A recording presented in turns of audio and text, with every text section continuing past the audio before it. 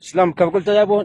والله هذا البدع جانا من الشاعر الشيخ ناصر المودي، واحنا ردينا عليه. قال في البدع سلام يتعلى الحيوج الشواهق، من لسن شاعر ما حروفه تهينه، يعشق بروق العرف للعرف دافق ويكن صحبة صاحبه وسط عينه.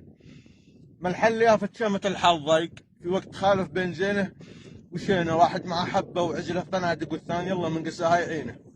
والمال الصابح فرع عرف المناطق، يجزع كلامه خبز ولا عجينه، والقل غرز بالزمان المراهق حنين من عانى ظروفه حنينه. اش قلت يا فتشه وكيف الزوارق تحمل ما تحمله ظهر السفينه، نعرفك بالعرف راعد وبارق وحيد من بين الحيود المتينه، المحزم المليان حارق وخارق وسنح جاسر كالاسد في عينه. انا شايف. واحنا قلنا في الرد ارحبت يا ناصر زعيم الفالق، يا مسند الصاحب وقوه يمينه، انا اشهد انك قرم عارف وصادق مقدام من صلب الرجال الزكينه.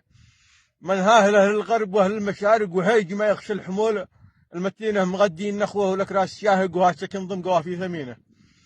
على سنام المجد لك علم فايق وسمعتك شافت على كل زينه، المحسن يدي في الجمالات عاشق يقولوا الحديان حيا دنينه. المحسن يدي في الجمالات عاشق يقولوا الحديان حيا دنينه، معاصر الدنيا ولك سيت سابق ما نقصه وقت الردى والضغينه.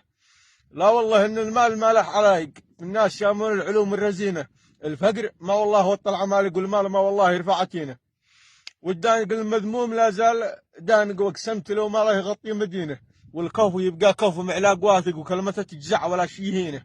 وقبلت حياه شف والفكر رايق من شاعر تمكن ورافع جبينه. وسلام عليكم. صح.